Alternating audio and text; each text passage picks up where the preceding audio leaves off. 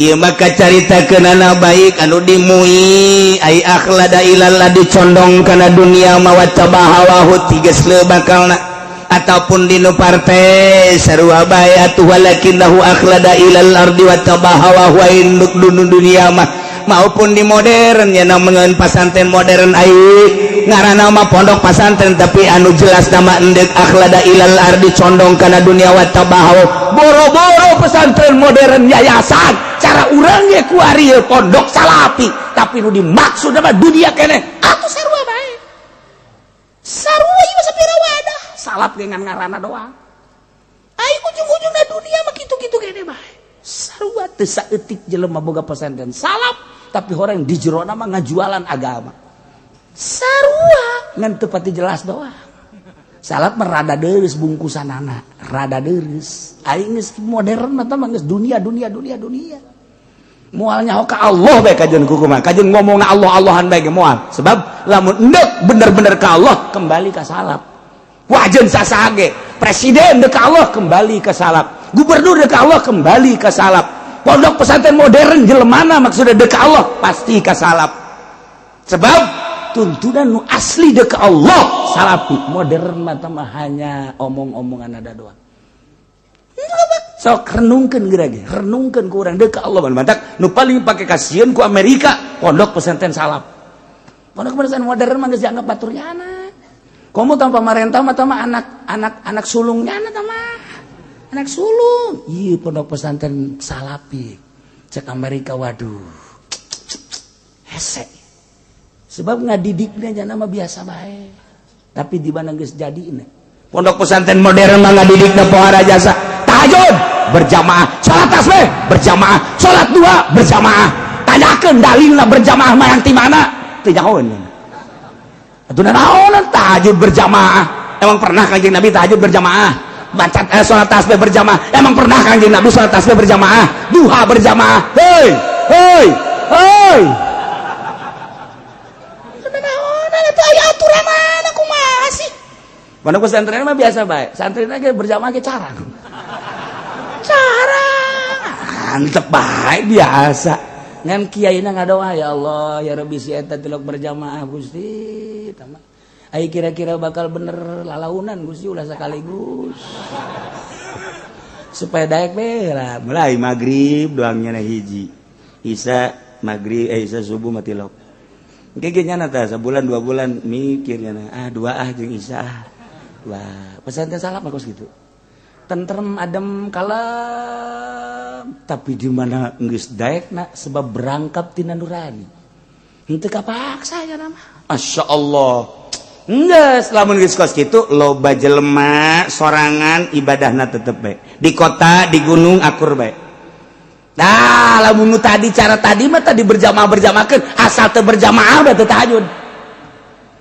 salat tasbih diberjamaahkeun asal teu berjamaah teu salat tasbih boro-boro masyarakat tak kiaina ge teu salat tasbih emang kiai goblok nungguan berjamaah bae hayang di kiai-kiai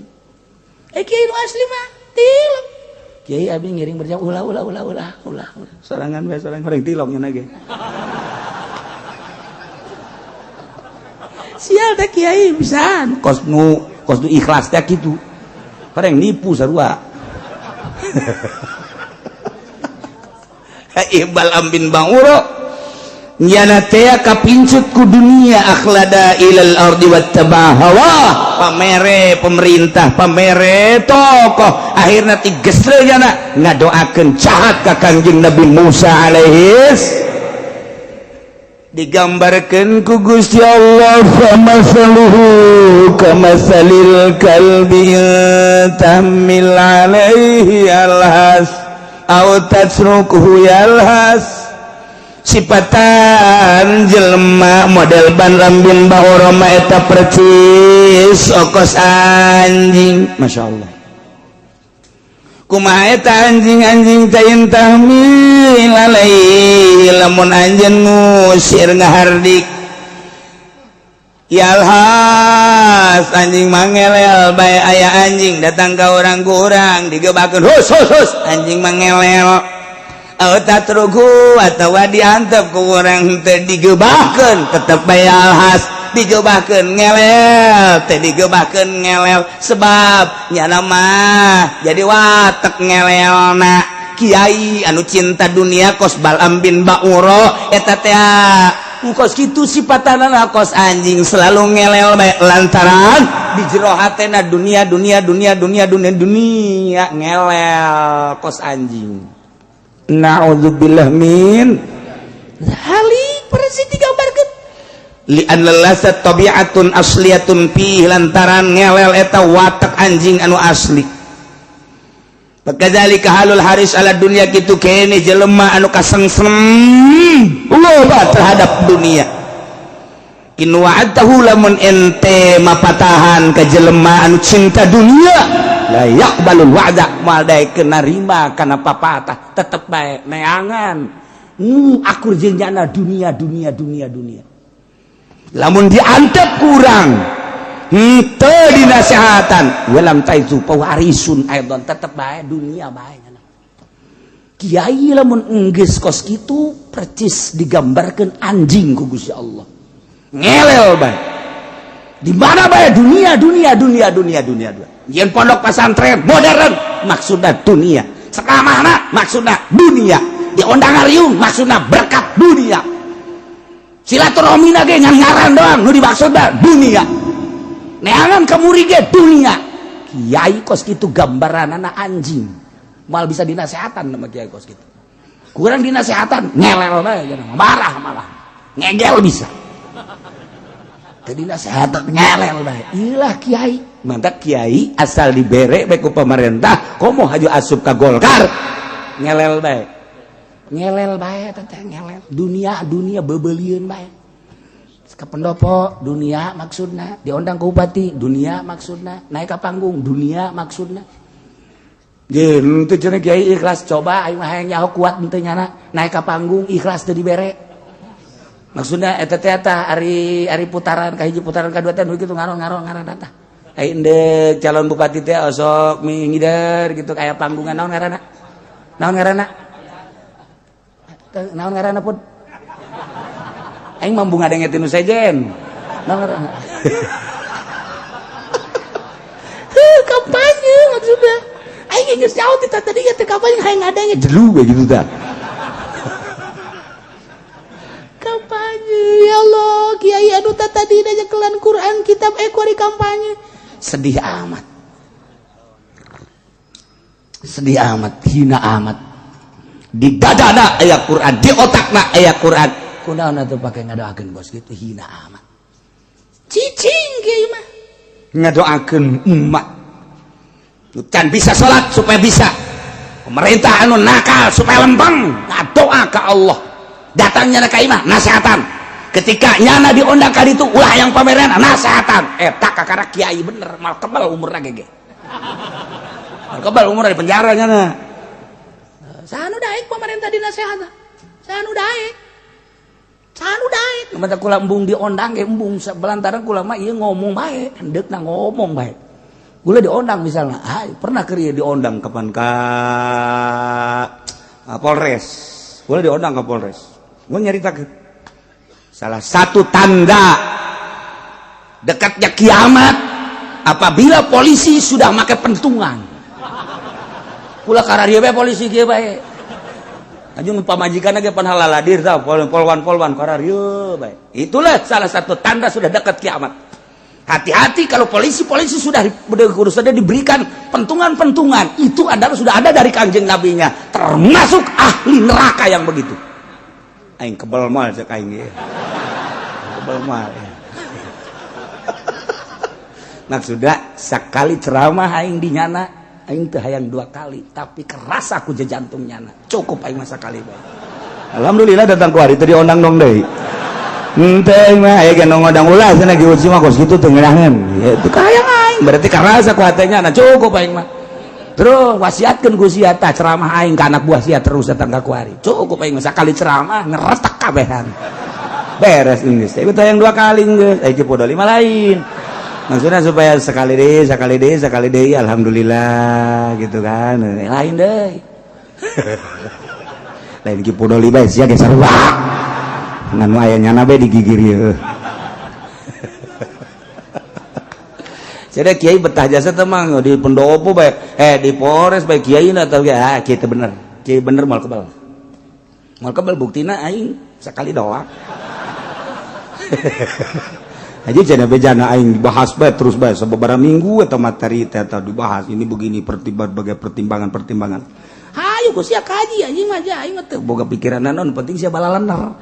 alhamdulillah kuari asal ka imah kula bae teu mawan ka sakarya teh sicarekan cenah ku kiai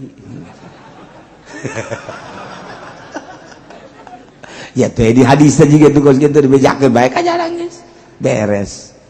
nah lamun urang dibere taufik ku Gusti Allah dibere embung kadinya lain berarti urang ulah babarengan jeung pamarentah urang mah sebagai kiai bareng jeung pamarentah tugas urang ngasehatan lain urang ulah babarengan jeung jelema nu judi bareng jeung nu judi tapi urang mah tugas ngasehatan ulah kaget lamun kiai bareng jeung pemabok keur ngasehatan siapa sih sariri gitu dianggap bareng burung kiai tuh ya ilah Bal'am bin Ba'ura sakitu hebatna condong kana dunia digambarkeun ku Gusti Allah kos anjing ngelel bae dina kesimpulanna jelema cinta dunia komo kiai ieu adalah anjing berarti masyaallah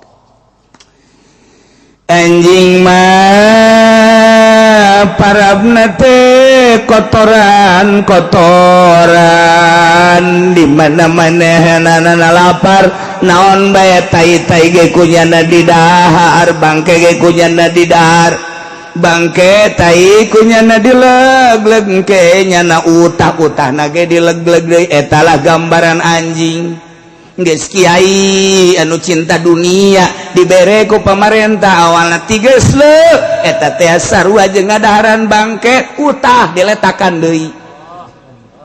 mantak embungeun masyarakat ngaji ka Kiai Golkar teh hayang di mana bae lain di Tangerang bae Serang Pandeglang Jawa Tengah Jawa Timur teu daekeun kunaon ruhanina ngambe bau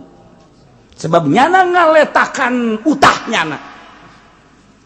tanya kurang sia teh ngaji ka henteu emang kunaon henteu lah aing moal bae emang kunaon sia teh ngaji henteu siapa henteu bae henteu mun ditanya kunaon sih henteu aya henteu bisa ngomong nyana embung bae aing mah weh pancen mah pinter jasa nyaho aing ge geri mah nyana asana pinter geunaheun ku aing mah teu geunaheun hei nyana kan make jubah aing nyaho jubahna ge loba para teh sia henteu nyaho teu hayang aing ngaji ka nyana teu hayang pondokna pan geus agreng nang pamarentah 2 tingkat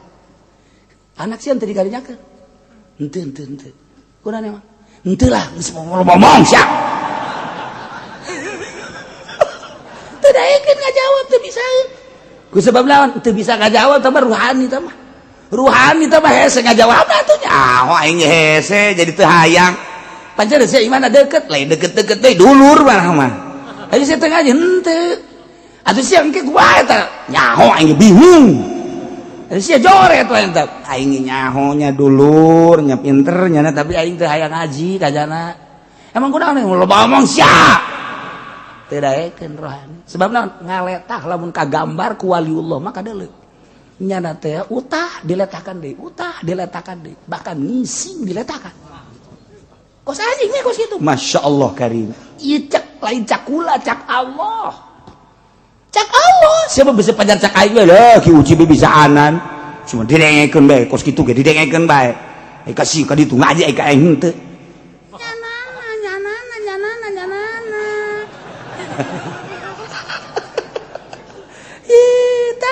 famasalu tapi jakeun tak kanyana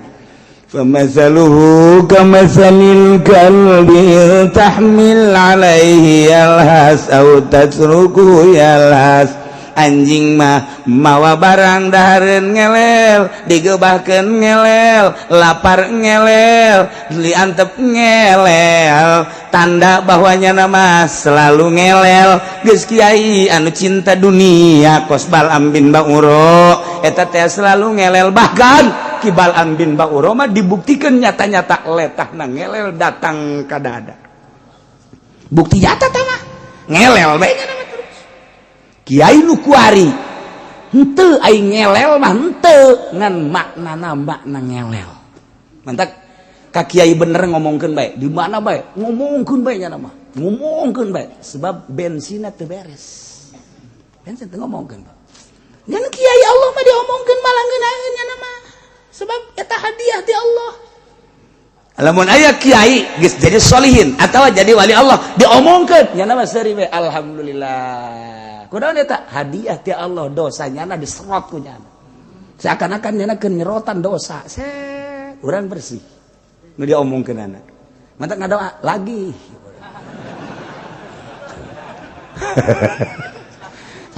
Moal robah ku diomongkeun moal robah ku dihasudan moal. Sebabnya nya nama geus teteg Allah hiji bae. Masya Allah ieu gambaran anjing lain lalagaan. Na'udzubillah min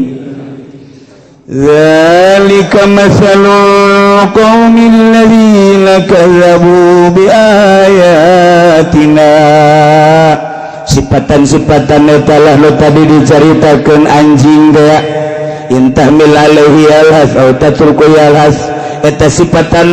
kaum anu ngabohongkeun ka ayat kaula nu agung. Jelema-jelema nu ngabohongkeun ka ayat-ayat Allah eta percis okos Balam bin Bauro. Balam bin Bauro teh digambarkeun ana anjing anu selalu ngelel, digebakeun ngelel, diantepkeun ngelel, mawa dahareun ngelel, lapar ge ngelel bae. Muhammad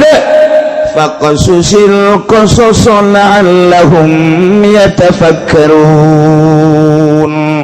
Caritakeun ku anjeun Muhammad al-qasasa dongeng-dongeng ieu teh caritakeun Muhammad ka para Yahudi. Dongeng Balam bin Bauro anu digambarkeun seperti anjing, yakni kesimpulan jelema cinta dunia teh ieu adalah seperti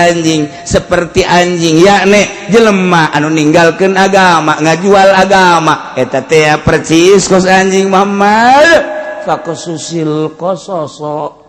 bejakeun dongeng-dongengkeun ku anjeun Muhammad ka para Yahudi khususna umumna ka urang kabehan. Maksud la'allahum yatafakkarun,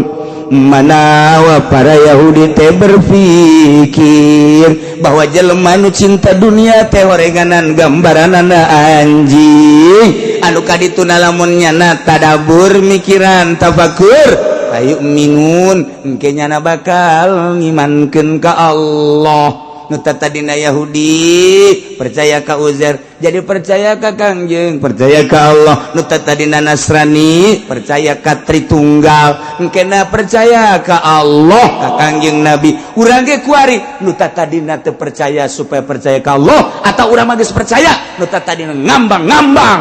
kuari jadi mantep. Teh tadi dimaksudnya supaya mantep. Oh, orang dunia mah kos kitu nyilaka. Mantak ad-dunya ra'su kulli khati'atin. Dunia adalah pangkal daripada kejahatan dunia. Akibat dunia tipoleset urang. Masya Allah. Iyalah gambaran Balam bin Bauro, anjing nu selalu ngelel.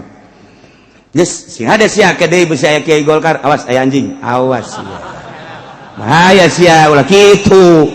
Ke aing ditakol nama. Iya parang sana atau ayam muik tuh awas anjing ulah aing mah cenah hadena lain mui hadena lain Golkar aing mah ieu mah PKB anjing bapana ieu mah PDI cenah buana ieu anjing gabe kecuali lillahi ta'ala. Kalau mandek nanya bae kira-kira nu di partai kiai aya udah lillahi ta'ala sok nyanyawanan siapa can dibere nyaho can nyaho geus nyahoanan sogol sia teh sopan sia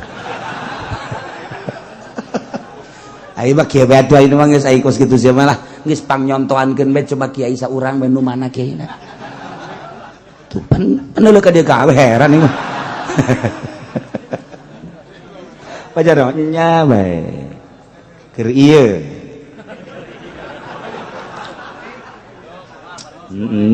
tuh kemarin teh kuring ngamimitian deui.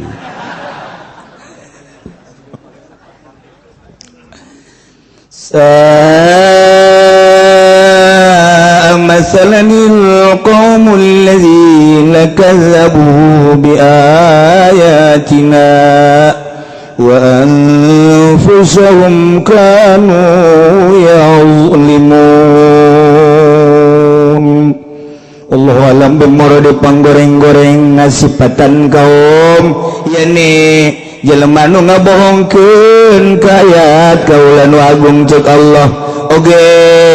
panggoreng-gorengna kaum mah anu kanu yazlimuna anfusahum anu ngazalim ka dirina eta lah pangjore-jorena kaum teu percaya ka Allah jahat zalim ka dirina percaya ke Allah cinta dunia sehingga ngagesle cinta dunia mengkol akhirna tengah hiji jeung nu bener koski Bal'am lain kuduna mangadukung ka Kangjeng Nabi Musa alaihissalam dalam rangka li'ilai kalimatillah sabilillah endahan nyana nu ngahalangan jihad na Kangjeng Nabi Musa berarti bertolak belakang datang ka kuari jelema cinta dunia jeung kiai-kiai anu beneran tengah hiji bae kiai ieu ka ditu ieu ka dieu kiai ka ditu ieu ka dieu di jero hatena adalah cinta dunia naudzubillah min zalik urang resep kana dunia mah tapi urang nyuhunkeun ka Gusti Allah mudah-mudahan urang kabehan dibere resep kana dunia sakadar jang tatalang raga ibadah ka Gusti Allah abeh urang salamet kabehan fid dunya wala akhirah. Terakhir